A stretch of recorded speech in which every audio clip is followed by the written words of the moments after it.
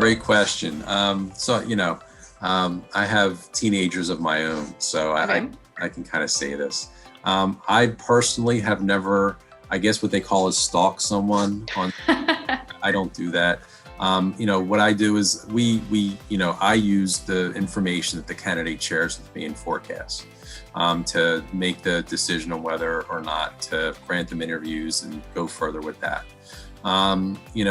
But is it possible that somebody can come across your profile in LinkedIn or other, I guess less formal, social media sites and look and get information about the candidate that isn't so professional and, doesn't present them in the best light?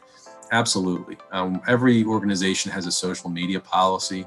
I think it would be prudent for the candidate, especially if they're, putting their CV out there, to take a look at their social media postings and profiles and, see how it will look for, one of their perspectives. It doesn't have to be a residency program. It could be a prospective employer.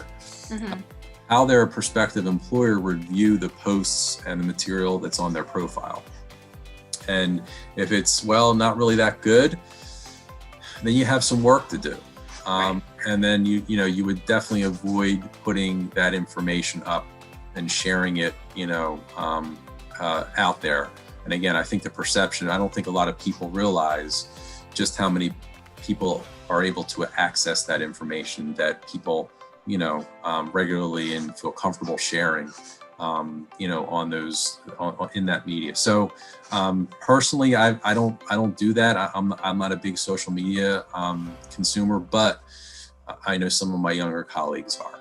So it's always best to make sure you're presented in the best light when you have when you have profiles in social media like that. Absolutely. So great question. That's a good question. I personally have never searched anything. I don't have the time to search. For sure. And I do think though, especially this year, I know it's a great way for candidates to learn information about us or to find information or find people to contact. So I do think it's good the opposite way. I have had residents that have come, given me information, of things that they found out online about other candidates that may be helpful.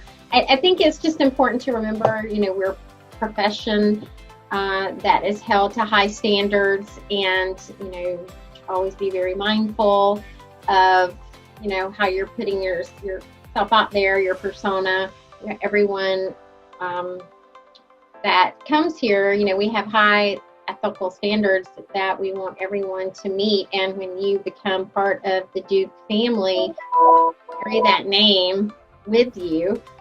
And now you're representative of us. And so we're, want people that are thinking of those things. But I personally don't look. My residents do sometimes if they have time, I guess. But I don't ever look at those. I do look. Although students have gotten very good about changing their names, not appearing. No, I don't. I mean it. Like I've even seen some of our students do it, where they essentially that they're unsearchable, right? Like they not like they changed their name in a bad way. I mean, there's plenty of people that do that. But yeah, I will be honest. I think I've started looking on LinkedIn. More so, and so I probably would, but I definitely do look up, what people are putting out into the world. Has it ever led to maybe a candidate not getting?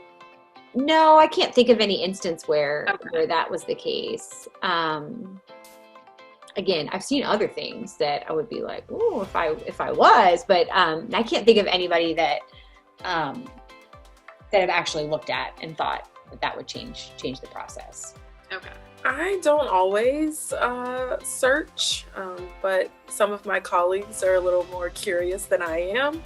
So I think if I have searched a candidate before, but it was on LinkedIn. I feel like, yeah, I'm not going to go to your personal accounts, but some of my colleagues, they may say otherwise.